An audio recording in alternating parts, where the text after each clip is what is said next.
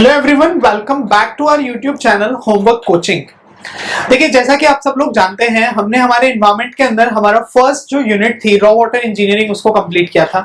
उसके बाद मैंने बताया था कि इससे रिलेटेड हम लोग एक टेस्ट शेयर करेंगे। बेसिकली कुछ क्वेश्चंस होंगे, क्वेश्चंस का एक सेट होगा जो हम हमारे यूट्यूब चैनल पे शेयर करेंगे, राइट, जिसके बेसिस पे आपको उन क्वेश्चंस के आंसर करने होंगे। जो क्वेश्चंस हमने उस लिंक के अंदर उस वीडियो में जो शेयर किए थे आपको, ये क्वेश्चंस कुछ इस तरीके के क्वेश्चंस हैं जो अभी तक हमारे जो जितने भी जेईई लेवल के एग्जाम्स हुए हैं उनमें कवर हुए हैं क्वेश्चन रॉ वाटर इंजीनियरिंग से। और ऐसा नहीं है कि सिर्फ यही क्वेश्चंस कवर हुए हैं, these are the most confusing questions among all the competitive exams of environmental engineering, right. Environmental engineering के सबसे ज्यादा कंफ्यूजिंग क्वेश्चंस के सेट है ये, ठीक है। इसके अलावा भी बहुत से क्वेश्चंस आ सकते हैं, but in most confusing questions के आंसर्स आपको किस तरीके से देने हैं हम लोग इसके बारे में अब बात करने वाले हैं, राइट। तो चलिए अब हम स्टार्ट करेंगे। अच्छा, जो आप क्वेश्चंस का सेट अगर देखना चाहते हैं तो इसका लिंक आपको डिस्क्रिप्शन बॉक्स में मिल जाएगा, आप इसके थ्रू देख सकते हैं। अदरवाइज मैं यहाँ पे हर क्वेश्चन को पहले क्वेश्चन डिक्टेट करूंगा और उसके बेसिस पे ही आपको आंसर बताऊंगा।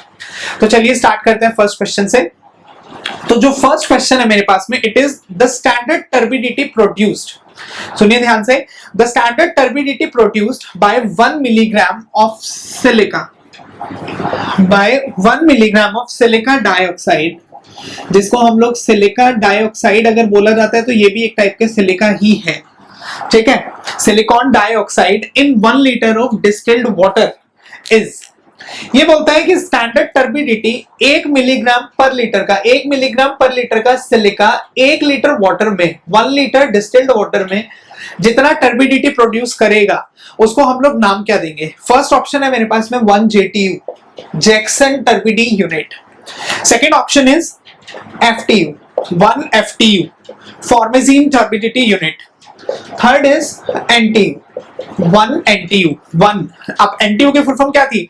नेफ्लो, नेफ्लोमेट्रिक या nephelo turbidity unit. And D is none of the above, ठीक है, नन ऑफ द अबव। तो अब इनके बेसिस पे आपको बताना है 1 मिलीग्राम सिलिका 1 लीटर पानी में जितने टर्बिडिटी प्रोड्यूस करेगा उसको स्टैंडर्डली हम लोग क्या बोलते हैं। देखो, टर्बिडिटी वाले पार्ट पे चलते हैं। टर्बिडिटी के मेजरमेंट के 4 मेथड्स हमने डिस्कस किए थे, 3 पार्ट्स में पढ़े थे ये चारों मेथड को। पहला था silica road, basically inverted road जो हम लोग यूज करते हैं, टर्बिडिटी रोड जिसको नाम दिया था। उसके अलावा दूसरा था Jackson turbidity unit, Jackson टर्बिडी metre. उसके बाद में था नेफ्लो एंड बेलिस टर्बिडी मीटर, जिसमें नेफ्लो और बेलिस को हमने एक साथ पढ़ा था। टर्बिडिटी रॉड और जैक्सन, ये दोनों में मैंने आपको बताया था इन्वर्टेड स्केल यूज होता है। और इन्वर्टेड कौन सा स्केल यूज होता है? Silica scale. तो यहाँ पे भी आपसे सिलिका पूछा है, तो उसके अकॉर्डिंग मेरे पास में अब करेक्ट आंसर क्या बनेगा? देखो, टर्बिडिटी रोड तो है नहीं, लेकिन JTU है। JTU किसकी फुल फॉर्म होती थी? जैक्सन टर्बिडी यूनिट, जो जैक्सन डिवाइस के थ्रू आया था। तो इसके अकॉर्डिंग मेरे पास आंसर क्या बनेगा? Answer will be answer A। अगर इसकी जगह पे बोला जाता फॉर्मेजीन कि 1 मिलीग्राम फॉर्मेजीन 1 लीटर में कितना बनाएगा, तो FTU बन जाता, ठीक है। और अगर हम लोग उसको करते ब्लू कोबाल्ट सॉल्यूशन को कंसीडर करते हैं तो ब्लू कोबाल्ट सॉल्यूशन के बेसिस पे हमारे पास में आ जाता NTU, राइट। आगे बढ़ते हैं सेकंड क्वेश्चन की तरफ, right? Second is the most common cause of acidity in water is, this is one of the most important question, ठीक, बहुत एग्जाम के अंदर कवर होता है और बहुत सारे स्टूडेंट्स का ये गलत भी हो जाता है। The most common cause of acidity in water is, options है मेरे पास में, ऑक्सीजन, ठीक, oxygen. Second option is hydrogen, hydrogen. Third option is nitrogen and fourth option जो है मेरे पास में that is CO2, carbon dioxide gas. अब देखिए, अगर वापस से हम लोग अपने जो हमारा रॉ वाटर इंजीनियरिंग था उसके कैरेक्टरिस्टिक्स को अगर स्टडी करते हैं तो बेटा अगर आपको ध्यान हो, मैंने बताया था एसिडिटी का कॉज। अब जैसे ही एसिडिटी वर्ड पढ़ा, एसिडिटी आ जाए, कोरोजन आ जाए, दोनों में एक ही चीज है। एसिडिटी या कोरोजन आएगा तो सबसे पहले क्या होता है? हाइड्रोजन, क्योंकि एसिड की वजह से होती है। तो मोस्ट ऑफ द टाइम बहुत सारे लोग हाइड्रोजन मार्क कर देते हैं, दिस इज रॉन्ग। इसका करेक्ट आंसर है CO2। मैंने आपको बताया भी था which gas is major responsible, hydrogen ion नहीं बोला है इसमें, ये बोलता है which gas is major responsible for acidity in a water. तो वो गैस आएगी आपके पास में CO2, पानी में CO2। और ऐसे ही अगर सीवर आता है तो सीवर में हमारे पास में दूसरी गैस आती है hydrogen sulphide, H2S gas. I hope आपको याद होगा, क्योंकि कंक्रीट में जो कोरोजन का रीजन होता है वो सल्फेट आयंस होते हैं कोरोजन का रीजन, ठीक, आगे बढ़ते हैं। नेक्स्ट क्वेश्चन जो है मेरे पास में, that is for boilers water. Almost theoretical question ही है, इसके अंदर ज्यादा इन्वायरमेंट से थ्योरी आती है जेईई लेवल पे। कुछ एक एल्कालिनिटी हार्डनेस से रिलेटेड न्यूमेरिकल्स आ गए, कोई सेडिमेंटेशन टैंक से रिलेटेड न्यूमेरिकल आ गया तो बात अलग है। ठीक है, आगे बोलता है जो क्वेश्चन है अगला, a safe and wholesome water is the one in which, third question की मैं बात कर रहा हूं, safe and wholesome water is the one which is, पहला ऑप्शन है अनपॉल्यूटेड, अनपॉल्यूटेड। सेकेंड बोलता है unpolluted and free from disease producing bacteria, disease producing bacteria, disease वाले बैक्टीरियाज। ठीक है, थर्ड ऑप्शन क्या है? Third option is unpolluted, free from disease producing bacteria, और साथ में ही क्या दिया है, टॉक्सिक सब्सटेंसेस, टॉक्सिक सब्सटेंसेस। और तीन ही ऑप्शन है इस क्वेश्चन में, राइट। ये बोलता है कि कौन सा वाटर ऐसा है, मतलब बेसिकली पोर्टेबल वाटर आ जाए, सेफ होलसम वाटर आ जाए। होलसम वाटर बेसिकली पानी पीने लायक हम लोग कंसीडर करके चलते हैं, तो उसमें देखो unpolluted, unpolluted free from disease bacteria, unpolluted free from disease producing bacteria and toxic substances. ठीक है, तो पानी जहरीला भी नहीं होना चाहिए, बीमारियां भी फैलाए ना, और गंदा भी नहीं होना चाहिए। तो इसके अकॉर्डिंग मेरे पास में करेक्ट आंसर क्या आएगा? Correct answer is answer C. देखिए ये तो है बिल्कुल सिंपल सा, आई थिंक मोस्ट कॉमनली आप बहुत से लोग इसका आंसर दे सकते हैं। इसी क्वेश्चन को थोड़ा सा चेंज कर देता हूं। चेंज कैसे करूंगा? अब मेरे पास में ऑप्शंस कौन कौन से हैं?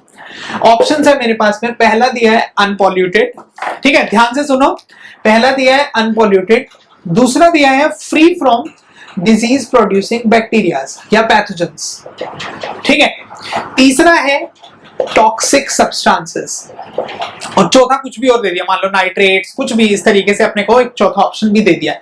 अब क्या होगा करेक्ट आंसर? देखो मैंने बोला कि पिछले वाले में तो कंबाइन था, यहाँ पे कंबाइन नहीं है।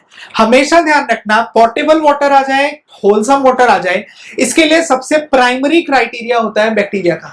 देखो पानी में पॉल्यूशन होगा तो शायद बीमार हो सकते हैं, पानी में टॉक्सिसिटी होगी शायद नुकसान पहुंचा सकते हैं, लेकिन पानी में अगर पैथोजेंस हैं, बैक्टीरिया हैं, तो वो डेफिनेटली नुकसान पहुंचाएगा। हमें बस पानी को इतना ध्यान रखना है कि पानी के अंदर वो नहीं होना चाहिए, बैक्टीरियाज नहीं होने चाहिए, पैथोजेंस नहीं होने चाहिए जो बीमारियां फैलाएं, राइट। तो इसके अकॉर्डिंग फिर मेरे पास आंसर कौन सा बनता? फिर मेरे पास आंसर बनता डिजीज प्रोड्यूसिंग बैक्टीरियाज। अगले क्वेश्चन पे बढ़ते हैं। Next is for boilers, the water to be used should preferably be, the waters to be for boiler water, मतलब हमें कौन सा पानी यूज करना चाहिए बॉयलर्स में पानी के लिए, ठीक है। तो अब ऑप्शंस हैं आपके पास में, हार्ड के बाद में soft, third option is portable पीने वाला, and fourth option is moderately hard. देखो जब मैंने हार्डनेस पढ़ाया था आपको, तो हार्डनेस में मैंने लास्ट में एक नोट लिखाया था आपको कि जो बॉयलर वाटर होता है, ध्यान से सुनिए जो मैं बोलने की कोशिश कर रहा हूं यहाँ पे, जो बॉयलर फीड वाटर होता है, जो बॉयलर बेसिकली बॉयलर वाला जो पानी होता है, वो पानी इस तरीके से होता है कि वो पानी को जब हम पीने के लिए यूज करेंगे, बेसिकली बॉयलर में जब हम उस पानी को यूज करते हैं तो हार्डनेस नहीं होनी चाहिए, जीरो हार्डनेस होनी चाहिए। क्योंकि क्या होता है, अगर सॉल्ट होंगे तो सॉल्ट की वजह से स्केलिंग हो सकती है, स्केलिंग ऑफ बॉयलर या इंक्रस्टेशन प्रॉब्लम्स, प्रेसिपिटेट की सेटलमेंट। तो हार्डनेस की वैल्यू जीरो होनी चाहिए, और हार्डनेस की वैल्यू जीरो होने का मतलब क्या हुआ? सॉफ्ट। तो मेरे पास में करेक्ट आंसर क्या आएगा? Correct answer will be answer B. ध्यान रखिएगा इस पॉइंट में, ठीक है, कि जब भी हमारे को बॉयलर फीड वाटर बोला गया है तो बॉयलर फीड वाटर में हार्डनेस वैल्यू जीरो होनी चाहिए। Next is the phenolic compounds in the public water supply should not be more than, मतलब आपसे परमिसिबल लिमिट पूछी है फिनोलिक कंपाउंड्स की। पहला ऑप्शन है 0.1 ppm, दूसरा ऑप्शन है 0.01 ppm, third option is 0.001 ppm and fourth option is 0.0001 ppm। ठीक है, ये चार ऑप्शंस आपको दिए हैं और आपको बताना है फिनोलिक कंपाउंड कौन सा पब्लिक, जो भी पब्लिक सप्लाई होती है उसमें मैक्सिमम लिमिट कितनी होगी। तो फिनोलिक कंपाउंड की मैक्सिमम परमिसिबल लिमिट होती है 0.001 ppm। ठीक है, फिनोलिक और टॉक्सिक कंपाउंड्स की मैक्सिमम परमिसिबल लिमिट हम 0.001 ppm लेके चलते हैं, राइट। आगे बढ़ेंगे, नेक्स्ट क्वेश्चन जो होगा मेरे पास में, नेक्स्ट इज डी कोलाई और E coli. are harmless compounds, harmless organisms, but their presence in water indicates. ये बोलते हैं कि जो बी कोलाई होते हैं, बी कोलाई और ई कोलाई, याद होगा आई एम श्योर सभी को, बेलेंटीडियम कॉलीफॉर्म्स एंड एस्चेरिचिया कॉलीफॉर्म्स, जो कॉलीफॉर्म्स के टाइप्स थे, these are harmless organisms, definitely harmless होते हैं, but their presence in water indicates, क्या इंडिकेट करती है इनकी प्रेजेंस? मैंने बताया था कि जनरली पैथोजेंस जो होते हैं these are unstable in nature, continuously अपने नेचर को, अपनी शेप को चेंज करते रहते हैं, ठीक है, और उनकी प्रेजेंस को कौन डिटेक्ट करता है? उनकी प्रेजेंस को डिटेक्ट करते हैं कॉलीफॉर्म्स। याद है कॉलीफॉर्म्स के आगे पूरी प्रॉपर डिटेल बताई थी, कॉलीफॉर्म्स की डेफिनेशन बताई थी। बी कॉलीफॉर्म्स ब्लड सेल्स में मिलते हैं, ई कॉलीफॉर्म्स, ई कोलाई जो होते हैं ये जनरली ह्यूमन वेस्ट के अंदर मिलते हैं, एनिमल वेस्ट में मिलते हैं। तो ये सारे कॉन्सेप्ट्स हमने डिस्कस किए थे। तो यहां से बी कोलाई और ई कोलाई की प्रेजेंस क्या इंडिकेट करेगी? Presence of pathogenic bacteria in the water. पानी में कितने पैथोजेनिक बैक्टीरियाज हैं, इनकी प्रेजेंस को बताने के लिए हम लोग बी कोलाइज और ई कोलाइज को लिखते हैं। अगले क्वेश्चन पे बढ़ते हैं। Next is the apparatus used which is in the measurement of turbidity is based on the intensity of light scattered as it passes straight through the water sample is called। ये बोलता है कि एक ऐसा apparatus जिसमें हम लोग turbidity को मेजर करते हैं intensity scattering of light principle के बेसिस पे, उस डिवाइस को नेम क्या देते हैं? पहला ऑप्शन है स्पेक्ट्रोमीटर, स्पेक्ट्रोमीटर, ठीक है। दूसरा ऑप्शन है टिंटोमीटर, टिंटोमीटर। तीसरा ऑप्शन है टर्बिडीमीटर, टर्बिड मीटर। चौथा ऑप्शन है नेफ्लोमीटर। स्कैटरिंग ऑफ लाइट प्रिंसिपल पे कौन सा डिवाइस बेस्ड था जो टर्बिडिटी को मेजर करता था? स्कैटरिंग ऑफ लाइट प्रिंसिपल, ठीक है। उसके अकॉर्डिंग हमारे पास में करेक्ट आंसर कौन सा बनेगा? नेफ्लो टर्बिडीमीटर या फिर Baylis turbidimeter. Don't get confuse with this term कि टर्बिड दिया है, टर्बिडिटी तो टर्बिड मीटर ही बताएगा, नहीं। टर्बिड मीटर में भी आगे टाइप से जैक्सन था, नेफ्लो था, बेलिस था। तो स्कैटरिंग ऑफ लाइट प्रिंसिपल पे नेफ्लो डिपेंड करता है और एब्जॉर्प्शन ऑफ लाइट पे बेलिस डिपेंड करता है। कहीं ना कहीं लाइट से रिलेटेड है ये दोनों, ठीक है, नेफ्लो एंड बेलिस। आगे बढ़ते हैं नेक्स्ट क्वेश्चन की तरफ। This question is very easy. The product of hydrogen ions and hydroxide ions in a stronger acid is। ये बोलता है हाइड्रोजन आयन और हाइड्रोक्साइड आयंस का जो प्रोडक्ट होगा, this product will be equal to, ये तो चाहे कैसा भी एसिड हो, चाहे वीक एसिड हो, चाहे स्ट्रॉन्ग एसिड हो, चाहे बेस हो, हर केस में कितना एग्जिस्ट करेगा? 10⁻⁻14। तो मेरे पास में करेक्ट आंसर जो बनेगा that will be answer D. Next पे बढ़ते हैं। नेक्स्ट इज 9th क्वेश्चन जो है, ये बोलता है the two samples of water A and B have pH value of 4.4. It says pH of sample A is 4.4 and pH of sample B is 6.4. Right? How many times more acidic sample A as compared to sample B? Notes में same question है आपके पास में। ये बोलता है कि sample A कितने टाइम्स ज्यादा एसिडिक है B के कंपैरिजन में, राइट? ऑप्शन है 0, 50 टाइम्स, 100 टाइम्स एंड 200 टाइम्स। ये चार ऑप्शंस हैं। देखो, इसको बताने के लिए जब भी हमें एसिडिटी के बारे में इसकी कंसंट्रेशन बतानी हो तो always what you have to do is you have to determine hydrogen ions concentration. Now हमें पता है पीएच क्या होता है, negative logarithm of hydrogen ions. Hydrogen ions की कंसंट्रेशन बतानी है तो 4.4 minus logarithm of hydrogen ions. तो यहां से हाइड्रोजन आयंस कितने आ गए? 10⁻⁻4.4 सैंपल ए के। सिमिलरली सैंपल बी के क्या आएंगे? सैंपल बी के आ जाएंगे आपके पास में 10⁻⁻6.4। आपको क्या बोलता है? आपको बोलता है कि इन दोनों में से कौन एसिडिक ज्यादा है। हाइड्रोजन आयंस ए के बी से डिवाइड कर दो। एक बार रेशियो कैलकुलेट कर लेते हैं। Hydrogen ions of A divided by hydrogen ions of B 10⁻⁻4.4 upon 10⁻⁻6.4। जब इसको सॉल्व करोगे पावर के बेसिस पे then this will be about 10⁻²। तो मतलब मैं ये बोल सकता हूँ हाइड्रोजन आयंस ए के 100 टाइम्स है हाइड्रोजन आयंस बी के कंपैरिजन में। तो जो एसिड ए होगा, this acid A is 100 times stronger. 100 times stronger than B. तो मेरे पास में करेक्ट आंसर क्या बनेगा? मेरे पास में करेक्ट आंसर आएगा आंसर सी। ठीक, आगे बढ़ते हैं नेक्स्ट क्वेश्चन की तरफ। Next is most of the turbidity meters works on this scattering principle. Same question अभी जो पढ़ा था। most of the turbidity meter works on the scattering principle. The turbidity value so obtained is expressed in। अभी बताया scattering of light principle पे कौन सा device based है? नेफ्लो टर्बिडीमीटर। और नेफ्लो टर्बिडीमीटर की यूनिट्स ऑफ मेजरमेंट क्या था? ब्लू कोबाल्ट स्केल के बेसिस पे एनटीयू। तो मेरे पास आंसर क्या बनेगा? एनटीयू। बेटा देखो यहाँ पे कंफ्यूज करने के लिए एफटीयू भी दिया है। एक्चुअल में तो एफटीयू भी यही था, लेकिन एक्चुअल में जब नेफ्लोमीटर बना था तो नेफ्लोमीटर में हमने स्केल कौन सा यूज किया? Blue cobalt. और ब्लू कोबाल्ट के बेसिस पे एनटीयू। अगर फॉर्मेजीन लिख देता है यहाँ पे स्केल तो क्या बन जाता फिर? FTU. FTU actually modified form है। ठीक है, next is hardness of water is directly measured by titration. Hardness of water is directly measured by titration with ethylene diamine tetraacetic acid (EDTA). ठीक है,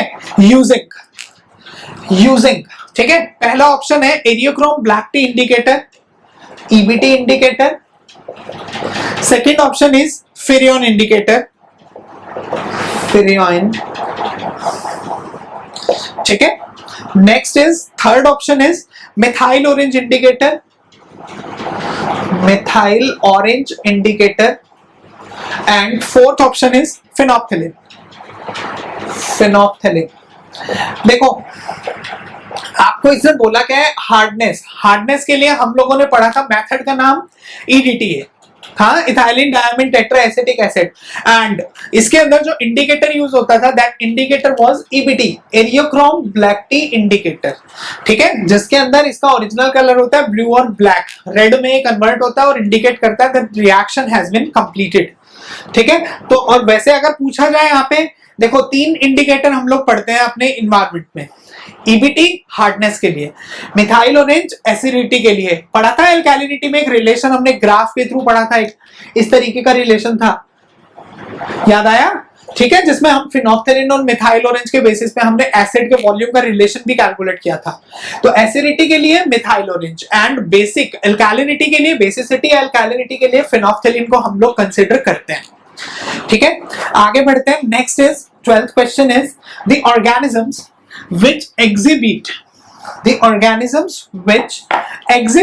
very nearly the characteristics of ideal pathogenic indicator is। ये बोलता है आपको 4 organisms दिए हैं जिसमें से आइडियल पैथोजेनिक इंडिकेटर की तरह कौन एग्जिस्ट करता है। ठीक, जिसके अंदर आपको पहला जो ऑप्शन दिया है दैट इज एंटामेलो।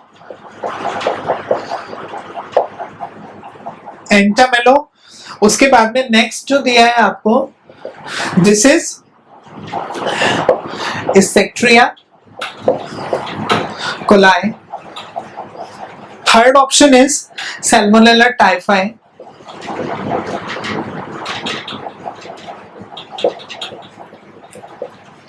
ठीक है, फोर्थ ऑप्शन जो है वो फोर्थ ऑप्शन है आपके पास में वाइब्रियो कॉलेरा। देखो ये कंफ्यूजिंग क्वेश्चन है बहुत ज्यादा। अब बोलोगे कि ऐसा तो हमने कुछ पढ़ा ही नहीं है, यहां से आंसर क्या देंगे?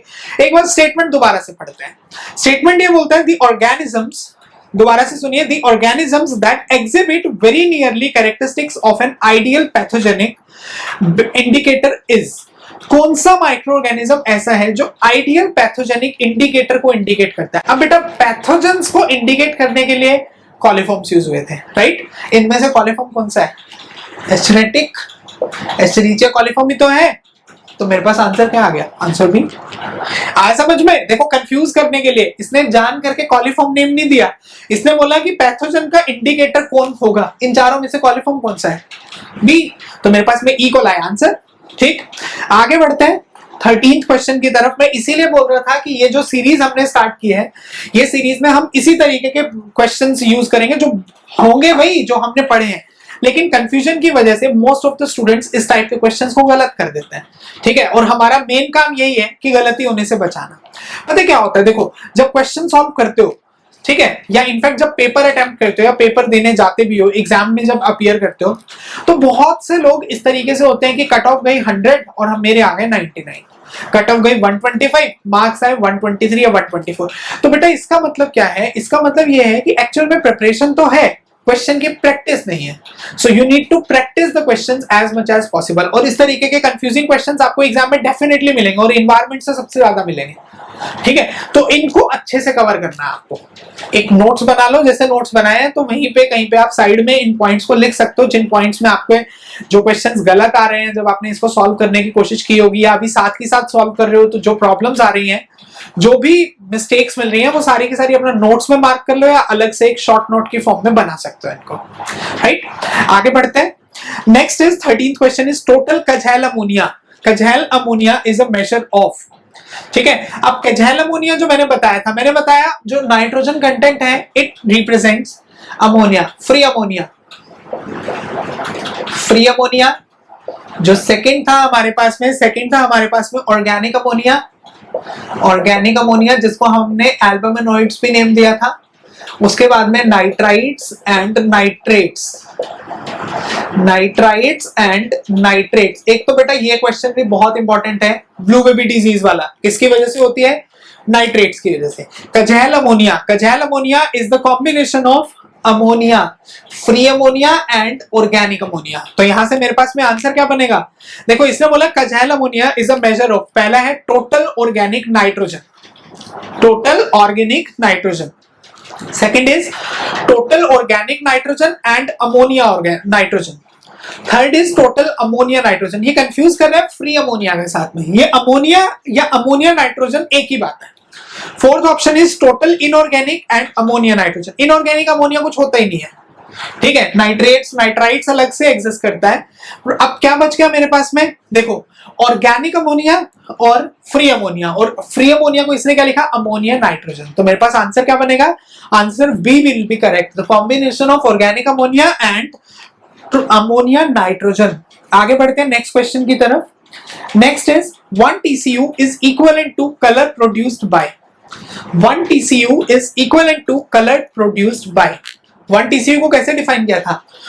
कलर मैचिंग टेक्निक से हम करते थे कलर को measure. 1 milligram chloroplatinate ions, chloroplatinate ions when mixed in 1 litre distilled water, तो जो कलर प्रोड्यूस करते हैं उसको नाम देते हैं 1 TCU। एक पॉइंट। दूसरा पॉइंट, क्लोरोप्लेटिनेट की जगह प्लेटिनम कोबाल्ट भी हो सकता है, डोंट गेट कंफ्यूज्ड। तो इसने क्या बोला है? पहला ऑप्शन है 1 milligram per litre chloroplatinate ions. Second option is 1 milligram per litre platinum ions. गलत है, प्लेटिनम आयंस नहीं होगा, प्लेटिनम कोबाल्ट या chloroplatinate. Third option is 1 milligram per litre platinum in the form of chloroplatinate ion. Fourth option is 1 milligram per litre organo chloroplatinate ion. अब देखो ये जो term है क्लोरोप्लेटिनेट आयन, एक्चुअल में colour का इंडिकेटर कौन है? कलर का इंडिकेटर है प्लेटिनम, प्लेटिनेट, ठीक है। तो मैं इसका आंसर, अब अधिकतर स्टूडेंट्स थ्योरी के बेसिस पे आंसर क्या मार्क करेंगे? Answer A, 1 milligram per litre क्लोरोप्लेटिनेट ion. वो भी गलत है, इसका आंसर है 1 milligram per litre platinum of या प्लेटिनेट ऑफ क्लोरोप्लेटिनेट आयंस, ठीक है। जब ये वर्ड स्पेसिफाई कर दिया तो मैं पहली प्रेफरेंस इसको दूंगा। अगर ये वर्ड नहीं दिया प्लेटिनेट ऑफ तो सेकंड प्रेफरेंस ये मिल जाएगी, और ये भी नहीं दिया तो थर्ड प्रेफरेंस किसको देंगे? Platinum cobalt solution. तीनों में से कुछ ना कुछ तो मिलेगा, पर ऐसा नहीं होगा कि मतलब जान करके वो कंफ्यूज करने के। देखो कोबाल्ट का तो कोई सीन नहीं है, लेकिन ये दोनों आ सकते हैं जैसे इसी क्वेश्चन में थे, ठीक है। तो इस पॉइंट को ध्यान रखना, platinate of chloroplatinate ions are more appropriate. Next numerical है, the alkalinity and hardness of water sample are. ये बोलता है वाटर सैंपल दिया है जिसकी अल्कैलिनिटी कितनी दी है? जिसकी अल्कैलिनिटी आपको दी है 250 milligram per litre. Calcium carbonates की टर्म्स में हार्डनेस कितना दिया है? Hardness is 350 milligrams per liter as calcium carbonate. You need to calculate carbonate and non-carbonate hardness. तो अब देखो कार्बोनेट हार्डनेस कौन सा होता था? Minimum of alkalinity and total hardness. तो अल्कैलिनिटी और टोटल हार्डनेस में से मिनिमम क्या है? 250। तो 250 आ गया कार्बोनेट हार्डनेस। और नॉन कार्बोनेट कैसे लेते थे? तो नॉन कार्बोनेट के लिए क्या करना है? Total hardness minus carbonate hardness. Total is 350, carbonate is 250। तो आंसर कितना बना? 100 मिलीग्राम्स पर लीटर। तो carbonate hardness 250, non carbonate hardness 100 milligrams per litre. तो मेरे पास जो आंसर बनेगा that will be answer D. ठीक, आगे बढ़ते हैं नेक्स्ट क्वेश्चन की तरफ। Again numerical. Next is the results of a water sample analysis are as follows. आपको रिजल्ट दिए हैं कैटायंस। कैटायंस कौन कौन से दिए हैं? सोडियम आयंस दिए हैं। ठीक, सोडियम आयंस के साथ में आपके पास में मैग्नीशियम आयंस दिए हैं, कैल्शियम दिया है, पोटेशियम दिया है। इनका सबका कंसंट्रेशन गिवन है मिलीग्राम्स पर लीटर में। इसकी है 40 के साथ में 10 के बाद 55 एंड 2। और इन तीनों का इक्विवेलेंट वेट गिवन है। इसका इक्विवेलेंट वेट है 23, राइट। इसका इक्विवेलेंट वेट है 12.2 मैग्नीशियम का। कैल्शियम का इक्विवेलेंट वेट है 20, पोटेशियम का 39। and you have to calculate hardness of water sample expressed as calcium carbonate। hardness of water sample, देखो कैटायंस दे दिए, सबकी कंसंट्रेशन दे दी, सबका हमें इक्विवेलेंट वेट भी दे दिया। ठीक है, आपको टोटल हार्डनेस बतानी है। सबसे पहले तो टोटल हार्डनेस मल्टीवेलेंट कैटायंस की वजह से होती थी। सोडियम और कैल्शियम मल्टीवेलेंट थोड़ी है, ये तो यूनिवेलेंट है, सिंगल है ना इसमें चार्ज। क्या बच गया? कैल्शियम और मैग्नीशियम। और मेजर यही होता था, इन्हीं को लेके चलते थे। अब टोटल हार्डनेस का फॉर्मूला होता है concentration of calcium ions into 50 by equivalent weight of calcium कितना था? 20 प्लस कंसंट्रेशन ऑफ मैग्नीशियम, हमने ये फॉर्मूला बनाया था थ्योरी के अंदर, इनटू 50 बाय 12 बनाया था, क्योंकि हमने वहां पे इसका इक्विवेलेंट वेट 12 कैलकुलेट किया था। इसे बोला 12 नहीं लेना, कितना लेना है? 12.2 पुट कर दो। 10 into calcium is 55, so 55 into 50 by 20 plus magnesium का है आपके पास में कंसंट्रेशन 10 इंटू 50 बाई 12.2। ठीक है, इसको सॉल्व करोगे ये 178 पॉइंट समथिंग आएगा, 178.3 के आसपास आएगा। तो उसके अकॉर्डिंग करेक्ट आंसर क्या बनेगा? Correct answer will be answer C, 179 milligrams per litre. ठीक, अगला क्वेश्चन देखो। ये वाला जो क्वेश्चन है ये मुझे एक स्टूडेंट ने भेजा था। जो अगला क्वेश्चन है, ये क्वेश्चन देखो फिर इसको सॉल्व करते हैं। इसने बोला है यहां पे आपके पास में दिया है कैल्शियम, मैग्नीशियम और मैग्नीशियम के साथ में सोडियम। मिली इक्विवेलेंट पर लीटर। मिली इक्विवेलेंट पर लीटर का मतलब है सीधा मुझे ग्राम इक्विवेलेंट्स दिए हैं, 50 से मल्टीप्लाई करो आंसर आ जाएगा। समझ रहे हो? मिली इक्विवेलेंट्स पर लीटर का मतलब है ग्राम इक्विवेलेंट्स पर लीटर। तो कुछ नहीं करना, सीधा 50 से मल्टीप्लाई करोगे, equivalent weight of calcium carbonate से मल्टीप्लाई करेंगे, आंसर आ जाएगा। अब कैल्शियम में यहां पे तो वैल्यू दे रखी है 0, राइट। मैग्नीशियम में 4, यहां पे 4। ठीक है, आई थिंक दिख नहीं रहा है, नीचे की साइड में लिख देता हूं। यहाँ पे है 0, इधर है 4, मैग्नीशियम में है 5 और सोडियम के साथ में है 7। ठीक है, आगे बोलते हैं नीचे वाले पार्ट में यहाँ पे बाइकार्बोनेट्स प्रेजेंट है और बाइकार्बोनेट्स का है 3.5 और उसके बाद में है sulphates. You need to calculate, आपको कैलकुलेट क्या करना है? आपको कैलकुलेट करना है कार्बोनेट और नॉन कार्बोनेट हार्डनेस। देखो, कार्बोनेट और नॉन कार्बोनेट हार्डनेस आएगी एल्कालिनिटी और टोटल हार्डनेस से। एल्कालिनिटी और टोटल हार्डनेस आ जाए तो काम चल जाएगा। तो शुरुआत करते हैं पहले टोटल हार्डनेस से। इसने बोला कैल्शियम दिया, मैग्नीशियम दिया, सोडियम दिया है, तो तीनों के हिसाब से अगर लेते हैं तो टोटल हार्डनेस किसकी वजह से आएगी? एक तो कैल्शियम और मैग्नीशियम की वजह से, इसको तो इग्नोर करना है। ठीक है, और ऐसे ही अगर मैं एल्कालिनिटी की बात करूंगा तो एल्कालिनिटी होती थी carbonates, bicarbonates and hydroxides, caustic एल्कालिनिटी। सिर्फ इन तीनों को लेते थे, बाकी सबको इग्नोर। तो इसको छोड़ दो। एल्कालिनिटी एनायंस, हार्डनेस कैटायंस, बताया था ना, एल्कालिनिटी ए, एनायंस ए, तो एल्कालिनिटी एनायंस से रिलेटेड है, राइट। तो अब पहले हार्डनेस की बात करते हैं, टोटल हार्डनेस। तो टोटल हार्डनेस के लिए टोटल इक्विवेलेंट्स कितने हैं? 4 ये, 1 मैग्नीशियम का, टोटल वैल्यू कितनी? 5। तो 5 into 50 equivalent weight of calcium carbonate, ये भी क्वेश्चन में दे रखा है, नहीं भी देखा तो याद तो कर ही सकते हैं, इसको हम लोग याद करने के लिए बताया था। तो वैल्यू कितनी आ गई 250। तो देखो टोटल हार्डनेस मेरे पास कितना आया 250 मिलीग्राम्स पर लीटर। ऐसे ही कार्बोनेट हार्डनेस की अगर बात करते हैं तो कार्बोनेट हार्डनेस में सॉरी उससे पहले एल्कालिनिटी की अगर बात करें तो एल्कालिनिटी सिर्फ किसकी वजह से आएगी, बाइकार्बोनेट्स की वजह से। तो 3.5 इंटू 50, तो मेरे पास में यहां से आंसर कितना बना, यहां से आंसर आ जाएगा 175 मिलीग्राम्स पर लीटर। आगे बोलता है you need to calculate carbonate hardness and non carbonate hardness. अब दोनों में से जो मिनिमम होता है वो होती है कार्बोनेट हार्डनेस। तो कार्बोनेट हार्डनेस कितना आया 175 milligrams per litre. Non carbonate, तो नॉन कार्बोनेट के लिए क्या करना है, टोटल माइनस कार्बोनेट, तो यहां से नॉन कार्बोनेट हार्डनेस आ गया 75 मिलीग्राम्स पर लीटर। तो मेरे पास में करेक्ट ऑप्शन जो बनेगा वो ऑप्शन बनेगा ऑप्शन बी, जिसमें carbonate hardness 175 and non carbonate hardness is 75। आगे बोलता है देखिए नेक्स्ट क्वेश्चन, ये क्वेश्चन भी स्टूडेंट ने भेजा था एक ने। A particle having size of 0.025 mm, एक पार्टिकल है जिसका साइज मुझे 0.025 mm गिवन है, ठीक है। आगे बोलता है विद स्पेसिफिक ग्रेविटी ऑफ 2.65, जिसकी स्पेसिफिक ग्रेविटी आपको 2.65 गिवन है। Kinematic viscosity, kinematic viscosity is 0.01, this is miss printing, ये होगा सेंटीमीटर स्क्वायर पर सेकंड, सेंटीमीटर नहीं होता है कभी भी, सेंटीमीटर स्क्वायर पर सेकंड में होती है विस्कोसिटी काइनेमेटिक। सेटलिंग वेलोसिटी बतानी है एज पर स्टोक्स लॉ। अब देखो स्टोक्स लॉ के अकॉर्डिंग हमारे पास में फॉर्मूला था ये g into rho W capital G -1 d square upon 18 mu, ठीक है। और जिसमें हमने ये जो होता था mu that was dynamic viscosity, मुझे डायनामिक नहीं गिवन है, मुझे कौन सी गिवन है काइनेमेटिक, तो मुझे इसको डायनामिक में कन्वर्ट, डायनामिक को काइनेमेटिक में हम लोग कैसे लिखते हैं, mu is equal to mu upon rho W. तो मेरे पास में ऑलरेडी है, मैं इसी को चेंज करके ऐसे लिख दूं G -1 into D square upon 18 into mu, values put करते हैं।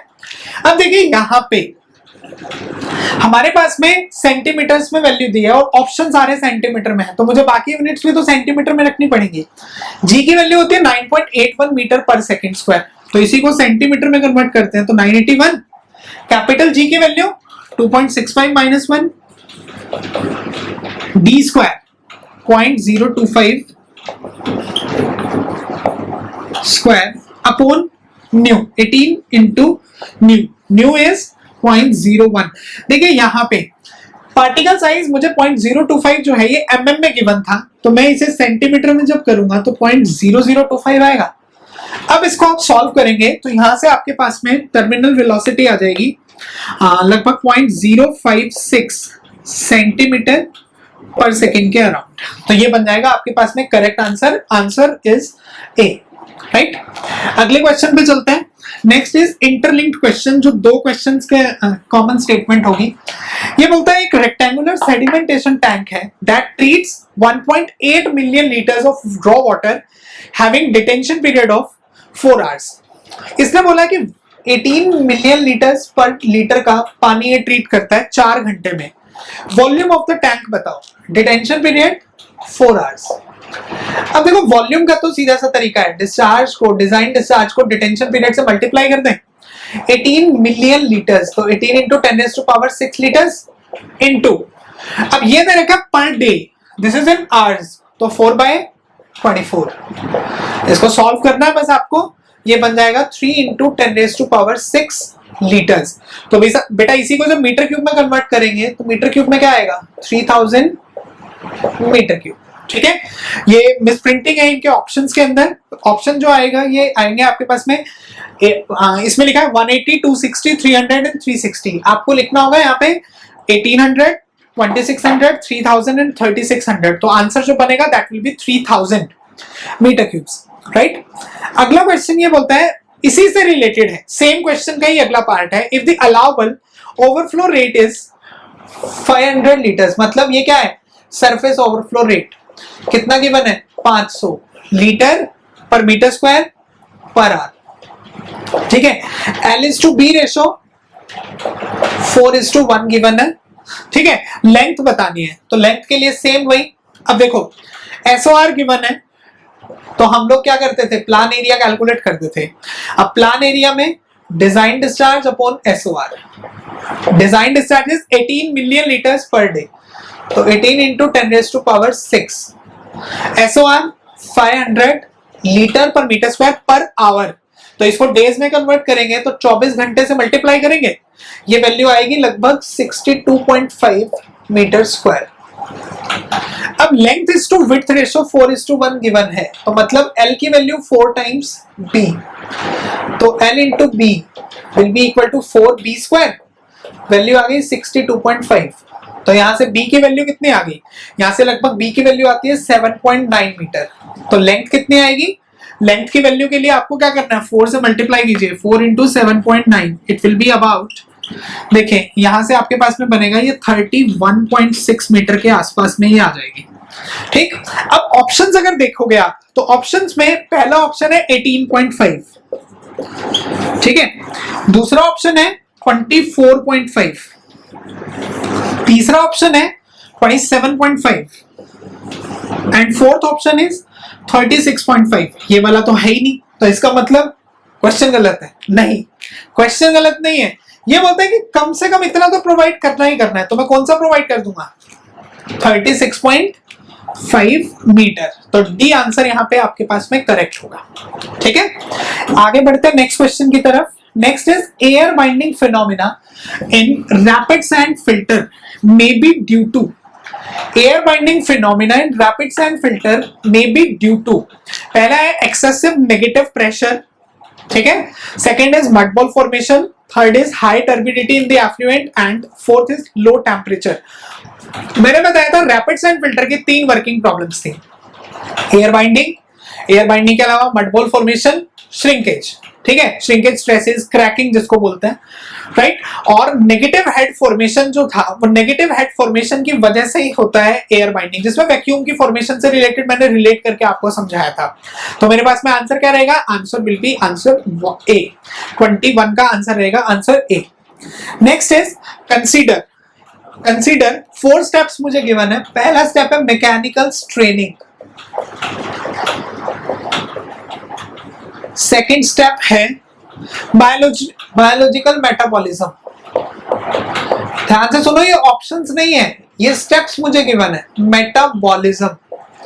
Third option is electrolytic changes, electrolytic changes. Fourth option is flocculation, right. ये 4 ऑप्शंस गिवन है. आगे बोलते हैं the process of filtration are. अब कौन कौन से प्रोसेस फिल्टरेशन में इंक्लूड होंगे, देखो इनमें से 4 बताए थे, mechanical straining, sedimentation, biological changes and electrolytic changes. पहचानो अब कौन कौन से हैं. फ्लॉक्युलेशन तो था ही नहीं, छोड़ दो, बाकी तीनों हैं, फर्स्ट, सेकेंड एंड थर्ड, ये तीनों रहेंगे यहाँ पे. ठीक है, अब इसके अंदर भी प्रिंटिंग मिस्टेक है, एक्चुअली इसमें इस टेस्ट में प्रिंटिंग मिस्टेक्स काफी हैं. ठीक है, typing mistakes, not printing, typing mistakes इसमें ज्यादा है. तो इसका जो करेक्ट ऑप्शन बनेगा आपके पास में, उस ऑप्शन में फर्स्ट, सेकेंड और थर्ड तीनों इंक्लूड होने चाहिए, राइट. और इसका कोई ऑल्टरनेट नहीं हो सकता. आगे बढ़ते हैं नेक्स्ट क्वेश्चन की तरफ.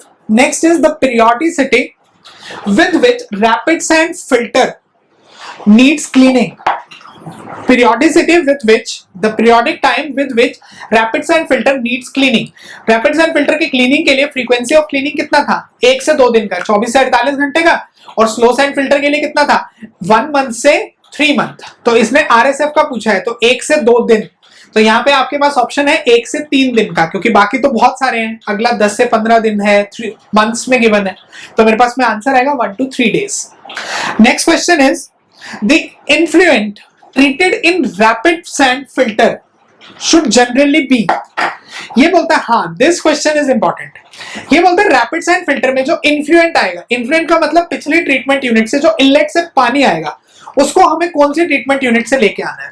देखो, अपने ट्रीटमेंट यूनिट्स की बात करते हैं तो सबसे पहला पार्ट क्या था, सबसे पहले था स्क्रीनिंग, एरेशन, एरेशन के बाद में प्लेन सेडिमेंटेशन, कोएगुलेशन, फिर फिल्ट्रेशन आता था.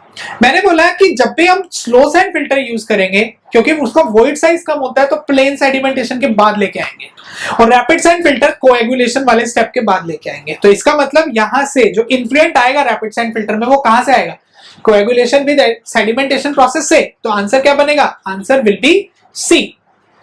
अगले क्वेश्चन की तरफ बढ़ते हैं। Next is pressure filters are used. Pressure filters को हम कब यूज करते हैं? पहला है urban water supply, urban water supply के लिए। Second is rural water supply, ठीक है। Third one is ground water and fourth one is swimming pool treatment. Pressure filter में मैंने आपको बताया था हाई प्रेशर से पानी को पास कराना है और इसको हम लोग जनरली कमर्शियल एक्टिविटीज में यूज करते हैं। यहाँ पे कमर्शियल एक्टिविटीज कौन सी है? अर्बन तो है नहीं, रूरल भी नहीं है, डोमेस्टिक में आएगा, ग्राउंड वाटर भी नहीं है, क्या बच गया? Swimming pools. Industrial activities, commercial activities में जनरली इसको यूज करते हैं हम लोग।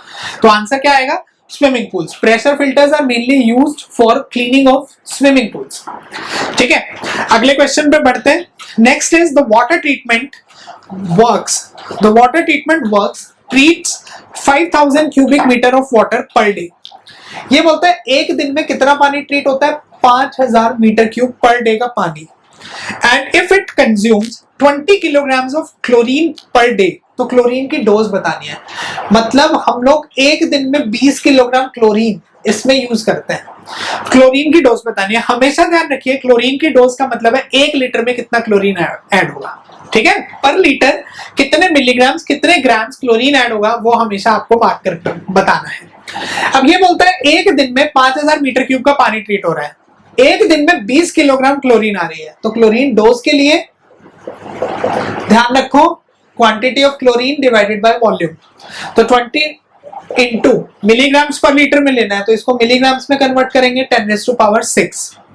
5000 इंटू लीटर में कन्वर्ट करेंगे अगेन 1000। तो आपके पास में देखो ये तो सारा कैंसिल हो गया, 4 मिलीग्राम्स पर लीटर।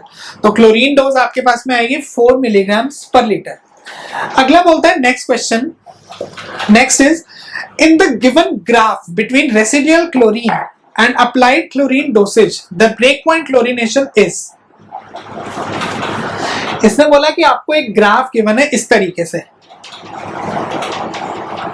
ठीक है। सॉरी शेप थोड़ी सी चेंज हो गई इसकी, इस तरीके से गिवन है, ठीक है। आपको बताना है ब्रेक पॉइंट क्लोरिनेशन, जिसमें पॉइंट जो ए है वो ये पॉइंट है, B point is this, C point is this, D point is this. यहां पे आपके पास में है रेसिडुअल क्लोरीन, ठीक है, और यहां पे आपके पास में क्लोरीन डोज, क्लोरीन अप्लाइड। आपको बताना है ब्रेक पॉइंट क्लोरिनेशन कौन सा पॉइंट होगा, बताइए। ग्राफ से बहुत अच्छे से समझाया था, जोन्स बना बना कर समझाया था आपको, first zone, second zone, third zone, याद आया कुछ?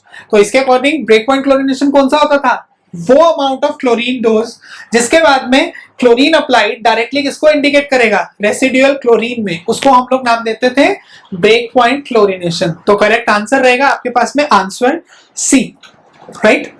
Next question. Next is chlorine usage in the treatment of 20,000 cubic metre water per day is 8 kilograms. 8 kilograms chlorine use होती है किसमें? 20,000 क्यूबिक मीटर वाटर में एक दिन में। Residue after 10 minutes contact, residue after 10 minutes contact is 0.15 milligrams per litre. आपको chlorine की dose बतानी है। What will be the chlorine dose? In fact dosage and demand दोनों बतानी है। अब डोज का मतलब क्या होता है? कितना आपने अप्लाई किया। तो क्लोरीन डोज के लिए 8 किलोग्राम्स, मैंने बताया था मिलीग्राम्स पर लीटर में है, तो 8 into 10⁻⁶ divided by 20,000 and this is in metre cube. तो इसको लीटर में कन्वर्ट करेंगे तो 1000। सॉल्व कर रहे हैं यहां से 8/20, तो I guess this would be 0.4 milligrams per litre. तो क्लोरीन की dose 0.4 milligrams per litre. Next is chlorine demand. इसने बोला इतना अप्लाई किया, रेसिड्यू कितना बचा क्वेश्चन में दिया है, रेसिडुअल क्लोरीन इज 0.15। तो इसका मतलब यूज कितना हुआ? 0.4 में से 0.15 सब्ट्रैक्ट करें तो मेरे पास वैल्यू कितनी आ गई? 0.25 मिलीग्राम्स पर लीटर, ठीक है। आगे बढ़ते हैं नेक्स्ट क्वेश्चन की तरफ। Next is odour and taste is controlled by, simple सा क्वेश्चन है, ऑर्डर और टेस्ट को हम लोग कौन से मेथड से कंट्रोल करते थे? तो इसमें मेथड आएगा आपके पास में aeration, option B will be correct, क्योंकि एयरेशन क्या था? डिसॉल्व्ड गैसेस और मिनरल्स को रिमूव करता था, और डिसॉल्व्ड गैसेस और मिनरल्स ही तो टेस्ट और ऑर्डर के लिए रिस्पॉन्सिबल होते थे। ठीक है, अगले पे बढ़ते हैं। Which of the following is not matched correctly, कौन सा ऐसा है जिसे प्रॉपरली मैच नहीं किया गया? ऑर्डर, एयरेशन, ऑर्डर एयरेशन पहला ऑप्शन है। ठीक है, second option is colour, colour के साथ है, ये कंफ्यूज करने के लिए आपको दिया बर्गेस स्केल, ये कलर मैचिंग टेक्निक के बेसिस पे जो हम लोग स्केल्स यूज करते हैं उसका ये दूसरा नाम है, जो हेजन यूनिट हमने बताया था। Next is turbidity and threshold number, यही तो है, क्योंकि थ्रेशोल्ड नंबर तो हमने पढ़ा है, ये किसमें आता था? ऑर्डर में, लेकिन यहाँ पे किसमें दिया है? टर्बिडिटी में, तो ये गलत हो गया ना। देखो, ऑर्डर को रिमूव करने के लिए एयरेशन, तो कहीं ना कहीं दोनों रिलेटेड हो गए। ठीक है, टर्बिडिटी और थ्रेशोल्ड नंबर का तो कोई यूज ही नहीं है, कोई रिलेटेड ही नहीं है दोनों, तो आंसर सी आपके पास में करेक्ट होगा। अगेन, अब बहुत से लोग क्या करते हैं, कलर मार्क कर देते हैं, ऑर्डर मार्क कर देते हैं, तो फिर गलती हो जाती है यहाँ पे। अगला क्वेश्चन बोलता है lime soda process of water, lime soda process of water softening क्या करता है? कार्बोनेट हार्डनेस रिमूव करता है। पहला है only carbonate hardness is removed, second is only non carbonate hardness is removed, third is lime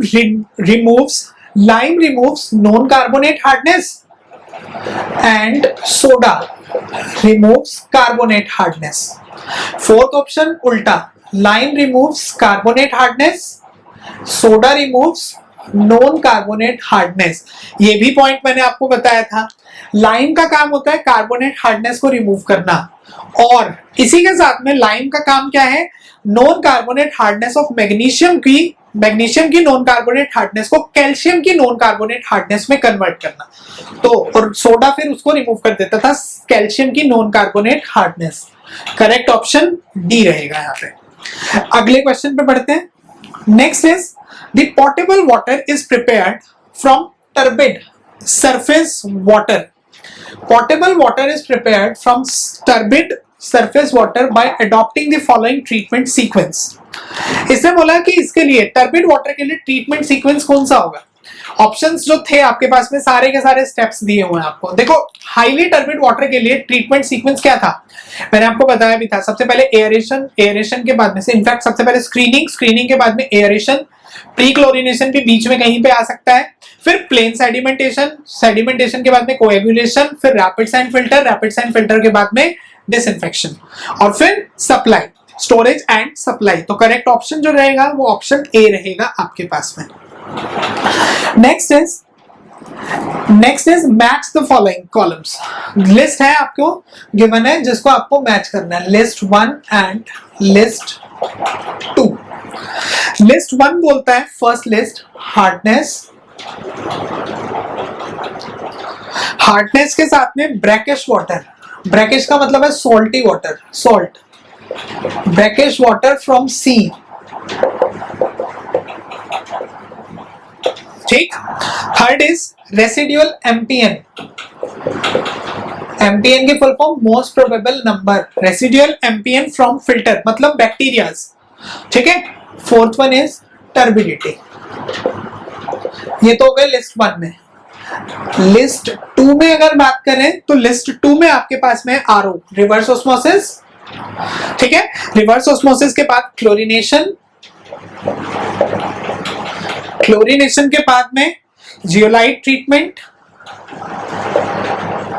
zeolite treatment के बाद में coagulation and flocculation, coagulation and flocculation. Next is fifth जो है वो है कोएगुलेशन, फ्लोक्यूलेशन एंड फिल्ट्रेशन। देखो, hardness को remove करने के लिए मेथड कौन से पढ़े थे? 2, lime soda process, zeolite process. Connected है? ठीक है। ब्रैकिश वाटर फ्रॉम सी, सी में से सॉल्ट निकालने के लिए मैंने आपको 3 मेथड के नाम बताए थे। फ्रीजिंग था, फ्रीजिंग के अलावा अपना रिवर्स ऑस्मोसिस था, इलेक्ट्रोलिटिक डायलिसिस था। तो यहां से आंसर क्या आएगा? Reverse osmosis, RO. MPN, residual MPN from the filters, इसका मतलब क्या हुआ? Most probable numbers from the filters, that means micro organisms, pathogens, coliforms. तो इनके इंडिकेशन, इनको रिमूव करने के लिए हम लोग क्या यूज करते हैं? क्लोरीनेशन। और उसके बाद में टर्बिडिटी, टर्बिडिटी के लिए कोएगुलेशन, फ्लोक्युलेशन एंड फिल्टरेशन, तीनों आएगा ना। अगर इसमें से कुछ बच गया फ्लोक्युलेशन से तो वो फिल्ट्रेशन में रिमूव हो जाएगा। तो आपके पास में ऑप्शन क्या बनेगा? ए का थर्ड, ठीक है, बी का फर्स्ट, सी का सेकंड एंड फोर्थ का फिफ्थ। तो मेरे पास में जो करेक्ट ऑप्शन रहेगा इसके according that answer will be answer D. ठीक है, आगे बढ़ते हैं नेक्स्ट क्वेश्चन की तरफ। थोड़े से ही रह गए, अब तो 4-5 क्वेश्चन ही है, ज्यादा नहीं है। Next is the distribution layout in which the large number of scar walls required. Scar walls को मैंने एक और नाम भी दिया था, these were also known as drain of wall, और इसको हम लोग बिल्कुल बॉटम मोस्ट एंड पे यूज करते थे। चार्ट हमने लेआउट्स पढ़े थे, ठीक है, डिस्ट्रीब्यूशन के, dead and system, grid system, radial system, ring system. तो जब चारों को कंफ्यूज, मतलब चारों से रिलेट करके चलते हैं, तो डेड एंड सिस्टम ऐसा था जिसमें large number of dead ends होते हैं, पानी की वेस्टेज होती है, और जहां पे large number of scour of walls की रिक्वायरमेंट होती है। तो मेरे पास आंसर रहेगा यहां से answer A. Next is coincidental draft in relation to water demand is, actually ये पॉइंट रह गया था हमारा थ्योरी में कवर करना एक, ठीक, इसको समझ लो। कोइंसिडेंटल ड्राफ्ट ये बोलता है कोइंसिडेंटल ड्राफ्ट क्या है। मैंने बताया था आपको वाटर डिमांड्स के बारे में, एक फायर डिमांड थी, ठीक है, इस तरीके से अलग अलग डिमांड्स थी। इसने बोला कि एक दिन में आपके पास में मैक्सिमम अर्ली डिमांड आ गई, सुबह 8 बजे के टाइम पे डिमांड हो गई मैक्सिमम अर्ली डिमांड। अब अर्ली डिमांड कौन से दिन पे होती है? जिस दिन में मैक्सिमम होती है, मैक्सिमम डेली डिमांड। और उसी दिन उसी घर में आग लग गई तो क्या आ गई? Fire demand. एक दिन में लेट अस सपोज एक मंथ की 10 तारीख को पानी की कंजम्पशन मैक्सिमम थी, डेली कंजम्पशन, ठीक है, और उसी दिन सुबह 8 बजे पानी की कंजम्पशन मैक्सिमम हो गई, मैक्सिमम अर्ली डिमांड, और शाम को 4 बजे आग लग गई। तो अब जब शाम को 4 बजे आग लगेगी तो बेसिकली कोइंसिडेंटल ड्राफ्ट का मतलब डिमांड, कोइंसिडेंटल मींस इत्तेफाक, तो वो क्या होता है? It is maximum early demand या फिर maximum daily demand plus fire demand, which ever is more. और 90% केसेस में मैक्सिमम अर्ली डिमांड ही ज्यादा होती है, ठीक है। और जितनी भी डिस्ट्रीब्यूशन यूनिट्स है, अब तक हमने क्या पढ़ा था? डिस्ट्रीब्यूशन यूनिट्स को हम डिजाइन करते हैं मैक्सिमम अर्ली डिमांड पे। अब एक पॉइंट और बोल रहा हूं यहाँ पे, जितनी भी डिस्ट्रीब्यूशन यूनिट्स हैं सारी की सारी डिजाइन होती है कोइंसिडेंटल ड्राफ्ट के बेसिस पे। ध्यान रखना, ऑप्शंस जब मार्क करोगे मैक्सिमम अर्ली डिमांड हुआ तो मैक्सिमम अर्ली डिमांड मार्क करना है, लेकिन अगर ऑप्शन में कोइंसिडेंटल ड्राफ्ट दिया है तो पहली प्रेफरेंस कोइंसिडेंटल ड्राफ्ट को देनी है आपको, ठीक है। जैसे अगर अगला ही क्वेश्चन है मेरे पास में, coincidental draft, sorry, next question is the distribution system in water supply is designed. Distribution system in water supply is designed on the basis of average daily demand, Q average, ठीक। Second is maximum daily demand. Third is maximum daily demand plus fire demand, ठीक। Fourth option is sorry, यहां पे है maximum early demand, not daily. Second maximum early demand and fourth option is greater of B and C. दोनों में से जो भी value ज्यादा आएगी तो मेरे पास आंसर क्या रहेगा? Answer will be D, right, greater of B and C. Next question पे बढ़ते हैं। नेक्स्ट बोलता है एज पर IS 1172, ये जो वाटर डिमांड का जो कोड है दैट इज कोड नंबर 1172। इस कोड के हिसाब से आपको बताना है in the design of water supply scheme for a town with full flushing system, एक ऐसा टाउन जिसमें फुल फ्लशिंग सिस्टम एस्टैब्लिश्ड है, उसमें minimum water supply domestic demand के लिए कितना होगा? ये मैंने आपको बताया था वाटर डिमांड के केस में मिनिमम 135 लेते हैं, मैक्सिमम 225 तक लिया जाता है डोमेस्टिक, लेकिन ऐसी सिटीज जिसमें फुल फ्लशिंग सिस्टम इंस्टॉल्ड होगा वहां पे हम लोग 200 litre per capita per day कम से कम लेके चलते हैं। तो मेरे पास करेक्ट आंसर जो रहेगा that answer will be answer B. Last question is find the population at the end of 2011 by arithmetic increase method. इसने बोला 1951, राइट? 1951, 1961, 1971 एंड 1981, ये चार दिए हैं। 51 में पॉपुलेशन है 1 लाख, ठीक है। 61 में पॉपुलेशन है 1,09,000। ये क्वेश्चन के अंदर ये रिवर्स लिखा हुआ है, पहले 71 लिखा हुआ है, ठीक करके ही सॉल्व करना है उसको। 71 में कितना है? 71 में 1,10,000, ठीक है। और आगे कितना है? आगे है 1,28,000। इन दोनों में डिफरेंस 9,000 का, इनमें डिफरेंस 1,000 का, आगे डिफरेंस 18,000 का, है ना। अब क्या करना है आगे? Now you need to calculate population in 2011। तो इनिशियल पॉपुलेशन 1,28,000, राइट। इंक्रीज कितना हुआ? Average increase 9,000 plus 1,000 plus 18,000 divided by 3, 28,000 by 3।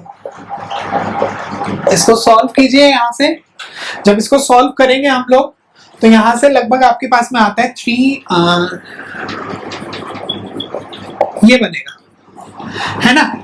अब अर्थमेटिक इंक्रीज मेथड के बेसिस पे पीएन पी नोट है 128, ये फॉर्मूला था ना, P naught plus N X बार।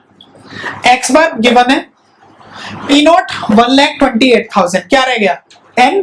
तो एन पहले कैलकुलेट करते हैं। 2011 माइनस 1981 डिवाइडेड बाय 10। तो एन की वैल्यू आ गई मेरे पास 3। पुट करेंगे यहाँ पे पीएन इज इक्वल टू, ऊपर लिख देता हूं, PN is equal to 1,28,000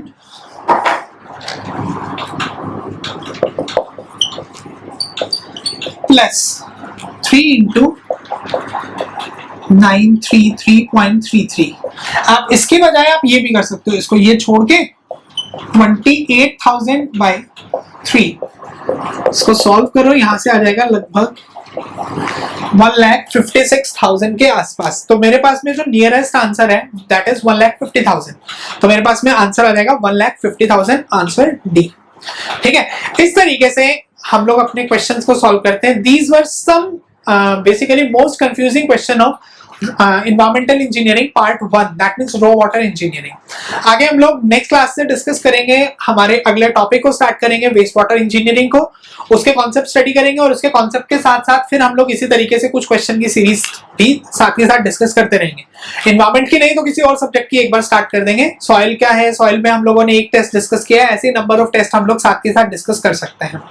till then अगर आपको आज का लेक्चर अच्छा लगा हो, ये क्वेश्चन समझ में आए हो, किस तरीके से कंफ्यूजन यहाँ पे क्रिएट हो सकती है न्यूमेरिकल्स में, न्यूमेरिकल्स के अलावा थ्योरेटिकल ऑप्शंस में कैसी कंफ्यूजन्स क्रिएट हो सकते हैं, ये सब अगर आपको समझ में आया है तो please like the video, comment on the video and share with your friends, right. और अगर अभी तक आपने हमारा चैनल सब्सक्राइब नहीं किया है, please subscribe the channel so that you will never miss any update.